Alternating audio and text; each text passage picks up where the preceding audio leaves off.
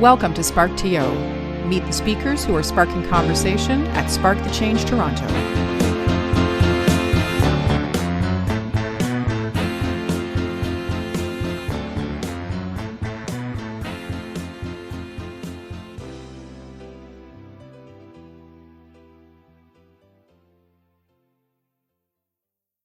So hello, everybody, and welcome to Spark the Change. This is the SparkTO podcast, where we bring you the speakers that are going to be featured in our upcoming Spark the Change. And we are back at the Ontario Science Centre this year for June 13th and 14th. 2 full days of fun and frolic and a few surprises. And I am very happy to welcome Dave Dame to the table. So welcome, Dave. Thank you very much for having me. So, and I giggle because there's I giggle and you'll find out later why I'm giggling. So, which year did you come to Spark as an attendee the first time? As an attendee, I think I came to the first year as an attendee. It's 2014. Yes. And then you applied for our award for applying what you had learned at Spark somewhere. Yep. And Yep. And you did a very, very bad thing, which we try not to speak of. But so by applying for this, Dave was offered the opportunity to come back and speak at Spark the following year. And I would love to hear, because this is going to lead into something else, but I would love to hear how you came up with your talk for 2015. That's a good question. I remember when I got asked to speak at Spark, I asked Jason, I go, what is it you'd like me to talk about? And he goes, just whatever you usually want to. And I wanted to make it special because Spark the Change really resonated well with me. And I wanted to do a talk unlike any other one I did to that point. Mm-hmm. And on that talk, I thought, for the first time ever, I'm going to make it vulnerable and explain living with cerebral palsy. I use a power wheelchair each day, but I wanted to show how growing up with it really helped prepare me to be the leader and change agent that I am today. So it was one of those most scariest things you'll ever do, because when you leave yourself exposed on stage, you think you're going to be judged at your weakest. But on that day, what I couldn't have imagined was, when I released my vulnerability, I got probably stronger than I've ever been. And when I got to release that weight of trying to mask all the struggles of living with a disability, and just kind of showed how, instead of being defined by it, I actually utilized it to really help create a leaderful organization to embrace change. And the way it was absorbed by the audience, I couldn't have imagined it in a million years that for somebody that couldn't stand, I could get a room to stand up and applaud. And at the moment where I thought I'd be at my weakest was the moment I was at my most tranquil, happiest, energized, and free that I've ever been. And there are moments in your life you're going to remember, and on Spark, that was a special moment. So Dave's talk was called Leading with Imperfect Feet. And one of the most powerful things an organization can do, I believe, and I think Dave believes this as well, is encourage vulnerability amongst their team and their leaders and what have you. And that doesn't mean, breaking down and sobbing at your desk. It means bringing down your preconceived notions and being open to new experiences. And there's a whole, we could get into a big thing about vulnerability. And we were just talking, and I'm not a massive fan of showing vulnerable emotion in public. So I'm a very expressive, I'm actually an introvert, but I'm a high functioning introvert. And I remember standing behind the camera because I was filming you. Yeah, I remember. Yeah. And I remember starting to, oh my goodness. And you're like doing the Miss America fanning thing, because you couldn't stop the tears. And And it wasn't a sad, it was just such an incredibly powerful story. And I said to Dave just before this, the reason I felt okay being that vulnerable was not only because he had been brave enough to share his story, but watching the impact around the room and people absorbing what he was giving to us and how he was sharing himself with us was probably one of the most powerful sessions I've been doing Spark for 5 years. And I turned and I saw members of our team in tears. And I mean, nobody was sobbing or whatever, but everybody was in tears because you were so brave to take that step and show how powerful vulnerability can be. It's funny how close fear and bravery can run into each other. I've never been so nervous in my talk, but really the talk was coming from, I think when people see leaders or someone they perceive has been successful, they believe it's because it's easy, they've never made mistakes, and Yep. at times they didn't want to give up. And I really wanted to do a talk was, you can be successful, you can be a strong leader, not because you avoided struggles or failures, but you got back up and it was okay to fall in front of people. And Yeah. I think if we can give up that fear of making mistakes, and I think we all conveniently say fail fast and fail often, but there's a difference from saying it and feeling it and embracing it. And I think organizations today sometimes get too focused on quarterly goals and Metrics. goals where they react too short, where mistakes, even though they say they want to learn, they're not willing to invest into it. And that's where the good thing about agility and very inspect and adapt, because we make learning affordable by making mistakes cheap and containing them in small iterations, and Right. be able to not have good sprints to learn to get better. Just amplifies from an individual to a team, to a leader, to an organization. If you want to create a leaderful organization, there's no growth that doesn't happen without challenges, setbacks, or struggle. And if we can learn to create an environment where that can happen, it's going to make the resilient organizations we need to change. Because we know how hard it is to change as an individual. Anytime we try to change any habit, and then we get upset when we can't change others. Yeah. I think we got to appreciate how powerful change is, and a leader's role to still have the objectives and be successful, but also have a different toolkit by empowering all these super smart people you get because you're doing knowledge work, and really become a facilitator more than a director. So I'm going to read a little bit because what we jumped right into your incredible talk from 2015. So we're going to back up a second and we're going to give you a little scooch of credibility. So this wonderful man that I'm chatting with right now, I'm going to give you a little lowdown on what he's doing in the world right now. So Dave Dame brings the perfect mix of humor, inspiration, and a professional approach to help your team in transition to leverage, implement, and manage agile best practices and quality management with the perfect focus on results and team collaboration. And I will support the humor thing in that Dave, I believe, has been one of our only attendees for Spark. And like I said, I've been doing it for 5 years, who required a little bit of extra finagling as far as making sure that everything was accessible and that the elevator was in function and whatever. And so I would just check in periodically and went over and checked in and said, hey, how are things going? Is there anything that you need or whatever?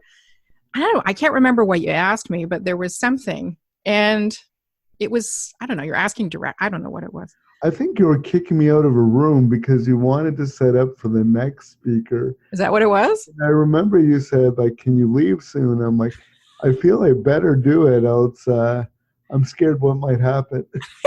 So what he said was, I get a feeling I should do what you say, otherwise you're going to kick me in the junk. And I didn't even blink. And I looked at him and I said, well, Dave, why would I try to kick you in the junk when I'm going to hit your chair first and hurt my foot? And he was killing himself laughing. I thought right there, our relationship was determined that we were both sarcastic people, and it was going to be fine. Well, I think humor is really a neutralizer when you meet new people, right? And when you go to school, there's like the sporty person, the good-looking person, the smart person.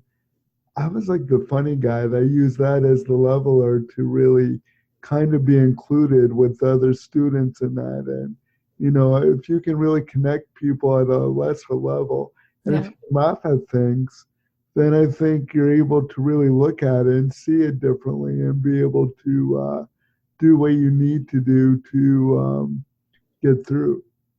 So we're gonna go back to the description here, because on top of being incredibly smart and funny, Dave is experienced and has led a number of large-scale agile transformations.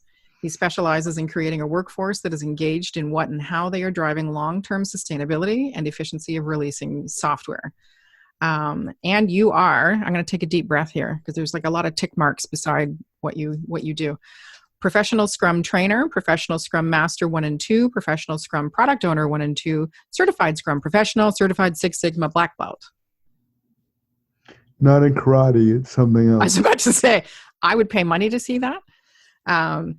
And on top of that, you are a marathon runner. And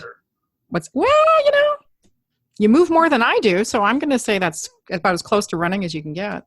Well, I did a 5-kilometer walk, I think about 5 years ago now. And, I was working out, getting in shape, and I just wanted to do something to give back. And when I was growing up, Terry Fox was doing the Marathon of Hope. And growing up, I had to spend a lot of time in the hospital. And I always said to myself, if I can make it out of here one day, I want to do something like he is doing for other people and be able to pay homage to him. So 5 years ago, where I was working, one of my coworkers, their daughter, unfortunately was diagnosed with brain cancer. So watching how the parents had to care for a dying child while still being there for the living children turned something that I was first doing out of stubbornness, because somebody said, there's no way you're going to walk 5K. And, I'm one of those, I'm going to show you. But what started out as stubbornness turned out for a devotion, seeing what they're going through, seeing how I could give awareness to a cause that, really made my cerebral palsy feel very trivial. Because when somebody looks at something, they put it in perspective of, oh, that's too bad you're in a wheelchair. And I'm like, there's much worse out there in life than that. And to really be able to see what other people struggle to makes you kind of take note to what you do have and really focus on that and try to help others as you would help others, would hope others would help you, to create that kind of sense of community. I think the cool thing about that is there's several things. There was one thing that you said in I believe it was in your TED Talk. As Dave did an amazing TED Talk, and if you haven't checked it out, it's on his website. And I'm Sprinting with cerebral palsy. Yeah, davedame.com. It's on his About Me. No, it's on your front page. And it's phenomenal. But one of the little stories that you shared was when you were younger, obviously stairs are a bit of a hassle for you. And at one point you got really frustrated and you said to your dad, like, build me a damn ramp, man. Like, you're handy. And I remember you said, your dad looked at you and said, son, life's not going to be easy. So I'm not going to start making it easy for you now. Yeah, well, I remember growing up, he's like, you know what, I'm going to build this ramp for you. I'm going to do this thing. And, and he was telling me when I just graduated university and just starting my work world career. And he's like, aren't you glad I kept on you in school? Because it was funny when I was trying to decide what I wanted to go to university for. Like, I was great in business, great in computer science, so I didn't know what I wanted to do, right? Don't want to go into one or the other. Mm-hmm. But some of my friends are going out west to go find themselves. And my dad was a very blue-collar person. And I remember him walking down the stairs saying, let's be honest, David, you're not going to be a fireman, you're not going to be a police officer, and you're not going to be a carpenter. Because you know what else you're not going to be? Living under my roof for free the rest of your life. Whatever it is, you better figure it out. So he takes great pride in making sure I went away for university. And he was like kind of in remiss. And I remember going, yeah, Dad, about, following through. When I was growing up, you always said you were going to build a ramp because every day I had to climb up the stairs to eat meals. You were going to build a ramp to make it easy. And still don't see that. And then, like every parent, I did that on purpose. I'm like, oh, how convenient. And, but he said something so profound. He goes, I'm not always going to be here to build ramps for you. So you're going to have to learn to climb on your own.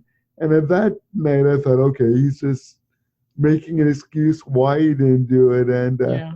he passed away 2 days later. And about 25 years now since then, I look at my career where I've worked at from startup to scale up to large organizations that want to act like a startup in many different roles of software developer, product manager, vice president, and all that kind of leadership things. Mm-hmm. Now I finally get what he means. Like you almost got to struggle and climb up those stairs for the last 25 years because I had to continue the fight that him and my mom started like in 1971. Yeah. And, he never got a chance to see all that. I think he saw more than you realized because Yeah. you can tell a lot. So my son, I think my son has autism. He has a high functioning form of autism called Asperger's syndrome. And you can tell with kids from a very young age who are going to be fighters and who are going to, keep traveling up and who are going to languish a bit. And I promise you, my friend, that he knew he had a fighter on his hands. Well, and it's funny because my mom now suffers from dementia, and I don't think she gets what I do, and I can never explain what I do. Because how do you tell your like 74-year-old plus mother what agile is? And I would always try to explain I'm kind of a big deal, and but I can never click into her. Like she's like, "Oh, you work at a bank, you must be a bank teller." And you say, "Yes, Mom." I'm like, "You still don't get what I do." But I brought one of my friends in, and he went to my mom. He goes, "People fly all over the world to hear your son speak." Yeah. And he explained it just like that, nothing else. And I could see something in her eye. And for some reason, I think she got it. Oh, And yeah. my mom was always a firecracker. I know that's hard to believe, but because I remember the first time she even spanked me as a kid, because everybody thought, you're not going to spank your son in a wheelchair. And Kid's I a kid, man. deserved it. Well, because I remember we finally got our car with like power locks. We pulled in because she had to go to the bank, and it was pouring down rain. Did you lock the door? Yes, I did. Oh, you monkey. And I remember my mom just like pounding on me. She's like, "David, let me in this car." And I'm like, "Nope." And she goes, "You better let me in this, blah car." And I'm like, "Nope." She goes, "When I get in there, I'm going to blister your backside." Oh, yeah. And I'm like, "I guess I know some, Mommy. It's not getting in the car then." And then she goes, "Like, if you let me in, I promise not to spank you." And, naive child that I am, I unlocked the door and she came in the car. Over her knee I went, and Oh, yeah. she just lit it up. And the bad thing is I couldn't walk it up like other kids. I had to sit on it. So that learned me. I know it's not right to laugh. Well, it is right to laugh because I would have tanned your bottom. If you were my kid, I would have tanned your bottom. She wasted no hesitation. And when you do that little kid cry, but you promise. And she goes, "Sometimes grown-ups lie." I love your mother. Like, it was like lesson learned. Yeah. So my mom gets described. My mom passed in January, and my mom now I hear all the time, fiery, feisty. Somebody on the weekend called her a force of nature. And I fully believe, so that characteristic of your mom, that straightness of character, that straight shooter, that getting the job done, because having a child, so, I don't consider my son disabled. I hate that word, but differently abled, whatever PC term you want to put to it. When you treat that child differently, simply because they have a bit of a difference, I think you're doing them a disservice. And so the fact that your mom valued you enough to tan your bottom, to teach you a lesson, I know. No? Oh, great she did that. No, I did deserve it, right? So I was like, yeah, I guess I deserve it. But, they've always tried to make sure I had a normal life. And it was funny when I first started the work world, I would try to mask my disability, right? Like I couldn't really hide a wheelchair, but you really, because you want to be known by what you were doing. And Yeah. because I had my disability and I was solving problems for efficiency that made things possible for me, it made it efficient for the rest of the organization. Exactly. That's just where I was going to head. Yeah. So that's when diversity really kicks in, right? Because you give people unique perspectives that have solved different unique problems. And if you can harness that, monetize it, innovate it, I think that's where the world is coming now. Like if you look at Apple products, I can use it for day one. They don't do special like add-on accessibility features. They design for all. And that means they can get money from everybody. And it's good business sense. Just because I got cerebral palsy, my money doesn't. Oh, I thought you. Sorry, I'm like, where's he going with that? But now I get it. I can be a little thick sometimes. We both know that. But where I was going with what your mom and dad have instilled in you is that you then take that into an organization, which is a bit rare. People who are. I don't spank people across the organization. Which I'm sure they appreciate, and the Me Too movement thanks you, and so does the Human Resources Department. However, there are different ways to spank an organization, right? So holding people accountable we talked about this before we started recording, was holding people accountable for the changes that they need to commit to, and, creating a plan of follow through.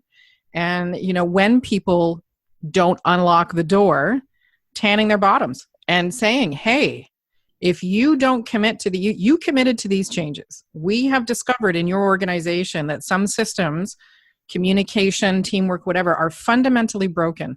And if you don't properly commit to this change and following through, you're going to end up with a blistered butt in the form of staff turnover, staff disengagement, loss of productivity, risk to your brand, risk to your overall organization. There's so many different ways that an organization gets spanked because they don't onboard the change, and they don't they don't keep their promises. Well, they don't realize the change isn't, you're not going to think of the right thing to do right away.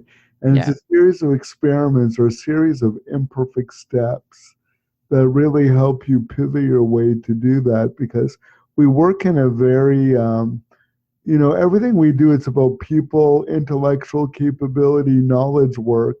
And we're in high touch, high people. So if you don't have the right EQ, if you don't know how to work with people and get the most out of them, no process is going to solve that. No practice is going to solve that.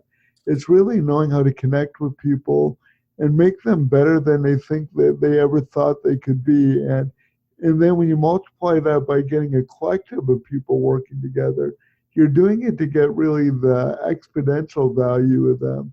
You want it 1 + 1 = 3, right? You want to be able, the collection of them is producing more than they could individually. And, in a world where we got to use diverse perspectives, think of new products, new offerings, unique opportunities, we need to embrace that to really be able to capitalize on creating products and services that meet our ever fickle needs as a consumer market. That is extremely true. And I think it's that I was just actually talking to an organization yesterday. I was at an event for how to leverage your network. And I was there with a friend of mine, and she and her colleague were talking about the poor state of mental health within their organization, and how the company just refuses to acknowledge it and refuses to fix the issue. And ironically, I was just talking to somebody this morning, the exact same thing. They're facing massive changes in their staffing through outside forces. And the way they've gone about implementing the necessary changes doesn't necessarily weed out the people who are causing the biggest risk and issues. And so they're still not addressing the fundamental problems that created an issue in the first place. And you referenced just a second ago about raising up the people within the organization and around you, and that'll bring us a bit to what's happening at Spark with you this year. So we're welcoming you back as a speaker again, which is awesome. And I have promised you that if you make me cry, I will find a way to kick you in the junk. Oh, I have faith in you. You would find a way to do it. You have offered that I could punch you in the face, but I don't want to leave a mark because I really like Kelly. And glasses off, yeah. And well, Kelly might go, he deserved it. Like, she's not gonna.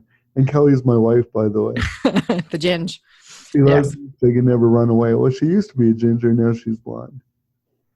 She keeps changing her hair every time you guys go on a trip or something. Your hair changes. Once it was weird. It was like I thought I married a redhead. A blonde came.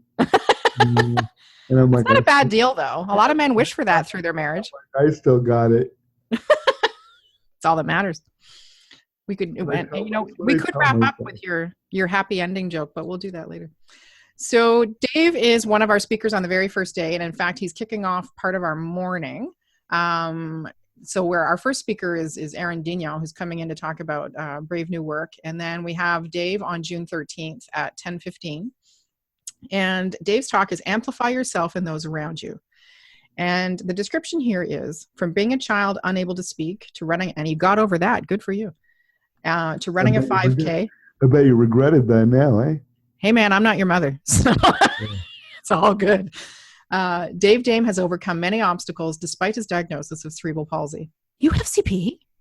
I was trying to keep that a secret from you, but oh my God, I'm shocked. I thought I had you convinced for a couple years, but well, by developing life hacks and alternative paths to personal and professional success, Dave has become a leader in the Agile community. He dedicates his work to helping organizational teams in transition leverage and implement Agile best practices and quality management. And he's trained over 600 professionals in the field. Now, we're not going to do this last part because it's not completely true, but you're delivering an iteration of your TED Talk potentially. Yeah, I'm talking about, am I supposed to share a bit of it or no? Yeah, so we've got a few minutes left. So we're not going to deep dive into it because we don't want to, Yeah, we don't want to ruin it. We want people to come see it. Yes. They want to see me in my shined up chair. So what I'm talking about is leadership, culture, and not the hoopy poofy stuff, but how we got to hold ourselves responsible to really develop that mentality needed to really make sure we're creating organizations to utilize all this intellectual talent that we work so hard to go acquire, recruit, retain. How do we keep an environment where we utilize the most of them and really allow them to grow as well as we try to grow as an organization? Because we live in a world now where anybody can work anywhere. It's a very global economy, and we got to re-recruit people that we can hire all the time to make them feel that what their purpose and intent is what we're doing. So I'll be sharing, I won't say too much, I'll leave you suspense, but I'm really excited to do it because really I thank Spark for launching my speaking career. I thought I was responsible for that. Well, you belong to Spark, so by association, yes, I guess. No. I remember you telling me, you messaged me through Facebook and you said you were the one that told me to do the TED Talk.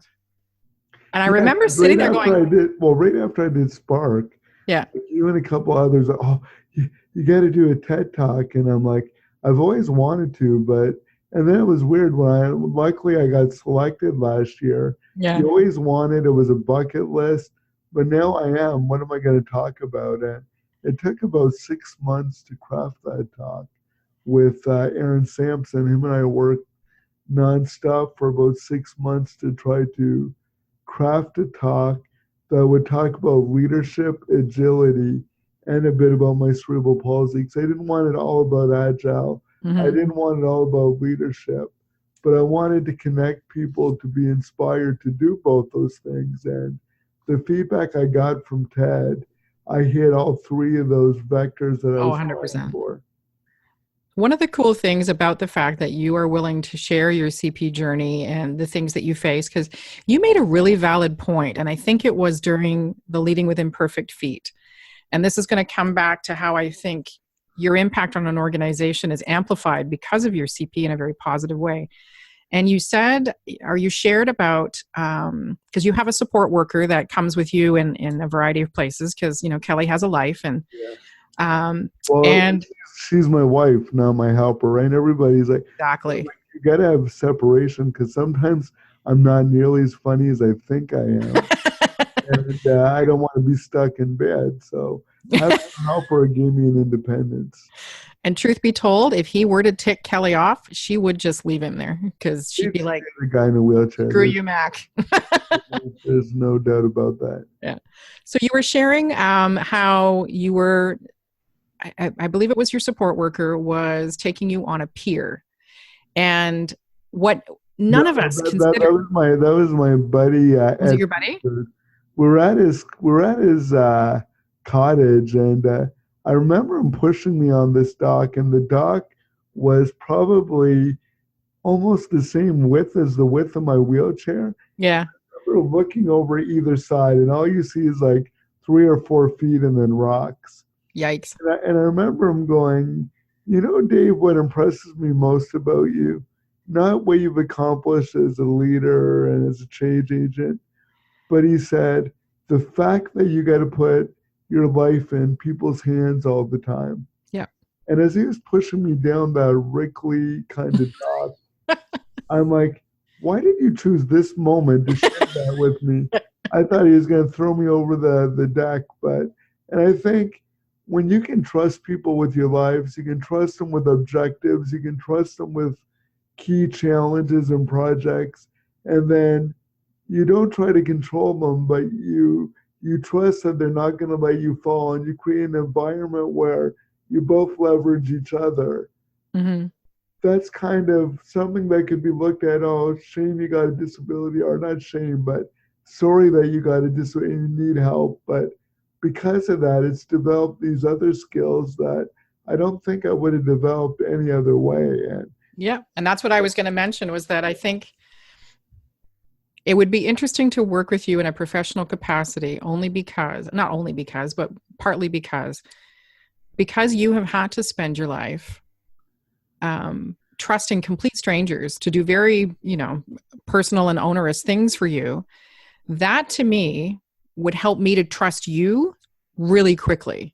And any kind of change requires trust. It requires that belief that that person has your best interest at heart. you can't do it yourself. You got to do it through others. So when I had to be a Yeah. leader at like 14 years old and hire my own personal support care, like when you got to do that at an early fundamental age, Yeah. you learn Your what gut. team you know how you got to hold them responsible because you don't want somebody that's unreliable. Like leading and trying to getting them to grow and make mistakes, it's not that you're not holding them accountable. It's you're leaving a space where they can do that and still retain the responsibility to deliver on what you need. Exactly. Exactly. And I think you bring a level of, I think what you would bring also is a level of empathy for how hard it is to accept things you can't control and to, you know, the way you have to navigate a variety of change and how hard that is for people. And it's not because of your chair or anything else. It's you as a human being are built to overcome challenges, I think, because there are plenty of people in your situation with far less to worry about every day that would crumble at the amount of stuff that you take on. And Yeah, I, and I guess I take it for granted because I forget it. And when yeah, you get it orchestrated where it's happening so naturally, you forget. But then you get frustrated when you have to hire a new worker. yeah, Imagine trying to tell some.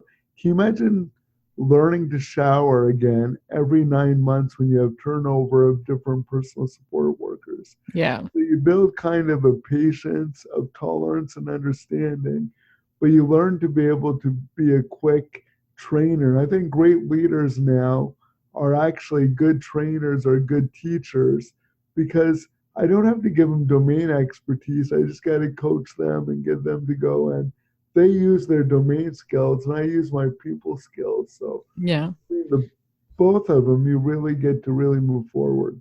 Well, when you have to be in those vulnerable positions, I think it also makes you more of an open person, right? So the only way I can compare to your situation is having had two kids. When you go into the hospital to have a baby, both of my kids were C-sections on top of that. So I was postpartum, post-surgical, the whole, complicated whatever. And you have a variety of strangers checking you out in every conceivable orifice and position possible.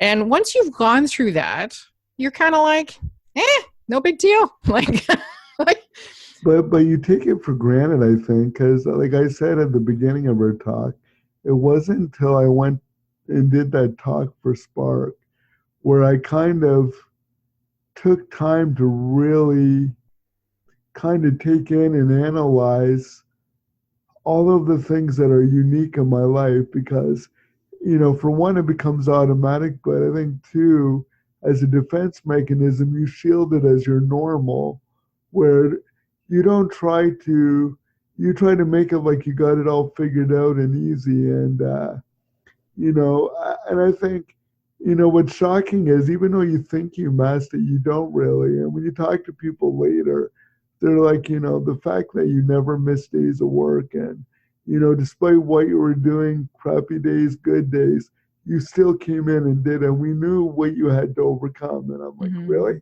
I didn't think you did. I thought I was shielding it pretty like okay. Batman. Well, exactly. But I don't think, yeah. And that's just it. I think in human nature, we think we shield more than we actually do. And if we divert that effort we're using to try to shield it and really redivert that effort and how do I work with it? Because I'm never going to overcome cerebral palsy. I'm just going to learn to live with it. Because there's still going to be bad days. There's going to be days where I fall on a chair.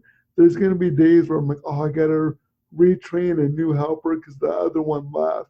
Yeah. There's going to be days where, because the challenge is the easiest things can be so hard, but it's that patience of going over it and knowing comfort isn't forever and being conditioned with it. Because an organization going through change, even if they successfully move a meter one to another, they're not going to be comfortable for long.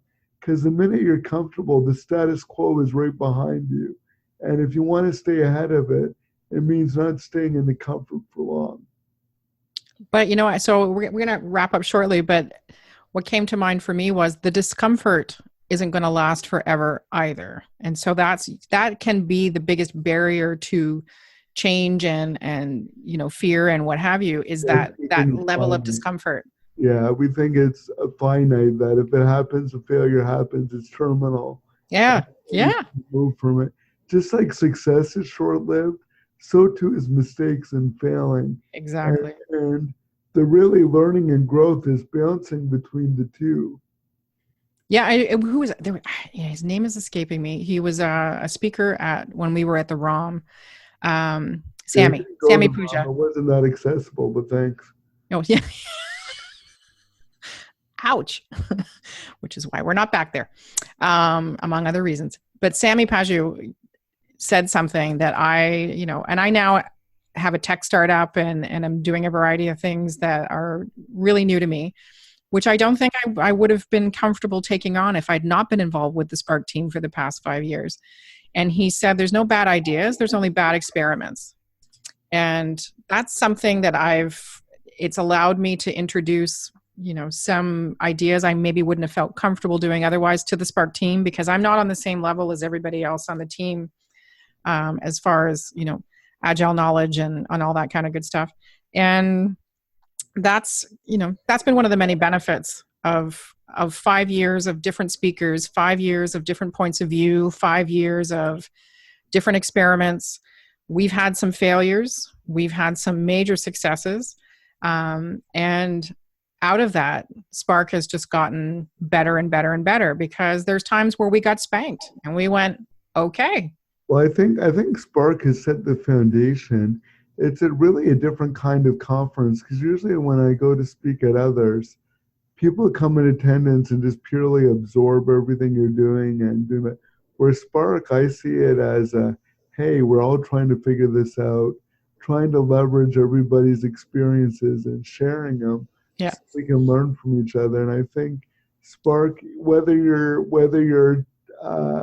whether you're a spectator or come to watch it or you're a speaker, I think everybody's going to remember those tidbits and things that really formed a quilt or safety net to get them to comfortable and to keep pursuing on, because change isn't a one single state.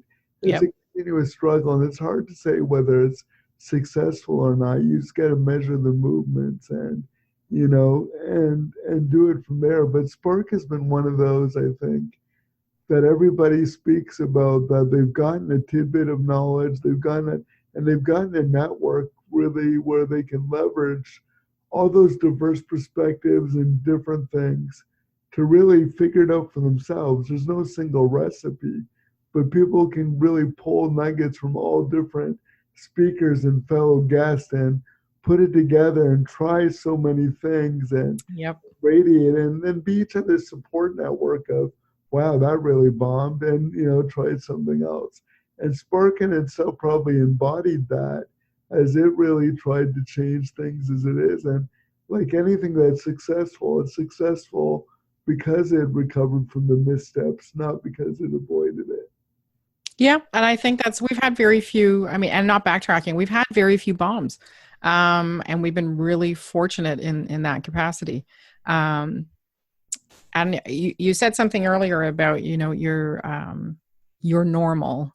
And what I interpret that to mean is your daily life, and we'll wrap up a bit on this, your daily life and the things that you have to go through, that's your normal. So it wouldn't occur to you that anybody else's experience was similar or different or whatever, because that's your normal. That's what you know. And for us as the Spark team, our normal is finding incredible speakers, creating a conference that's fun and different and welcoming and quirky and, all those kinds of things, because that's the kind of normal we want to create. That's the kind of experience that we want to deliver every year, so that all the other conferences are abnormal. Well, yeah, and I think we all sense normality in our own life where we don't think we're different.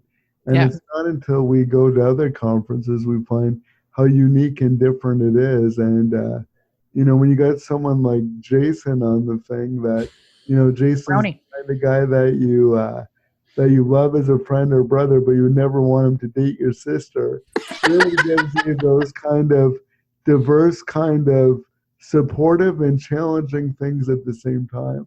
Yeah. Jason, when he does that, it's an art, and for him to bring different people so he can grow and we can grow, and to do that, it's an event where we grow ourselves and not just attend. Which is awesome. So we're going to wrap up on that. And just to remind everybody, you've been listening to the Spark the Change Toronto podcast, which is SparkTO. And we are happening this year again at our beloved Science Center, which is an incredible venue. We're so fortunate to be there. It's a lot of fun, and it allows us to do a lot of weird things that we wouldn't be able to do otherwise. So shout out to the Science Center for embracing our normal. And if you'd like to join us, visit sparkthechange.ca. We are 60% sold out. We are 2 weeks out. 2 weeks out. Wow, that's coming up fast. And you can check us out on Twitter, SparkConfTO. We're all over the place. But thank you, Dave James, once again. And no junk was harmed in the making of this podcast, so that's awesome. No, I can't wait to see the title. There's spanking, junk, a whole bunch of things. How to spank your organization gently. Yeah. Me feel uncomfortable, which is tall order. I'm making you feel uncomfortable? Really? Yeah, I'm such a pure boy. Oh my God. Yeah, whatever. Pure horseshit. So anyway. And there's going to be a bleep. I'm not a big bleeper. So, I think we'll see how it goes. We might leave that in. We might, edit a. You never know. You never know. But thank you so much, Dave. I really appreciate you once again being vulnerable and sharing your experiences and your wisdom. And I hope everybody will come out and listen and visit and learn and love and create some new normal experiences for you. Thank you very much for joining us, everybody. And bye-bye. Bye-bye.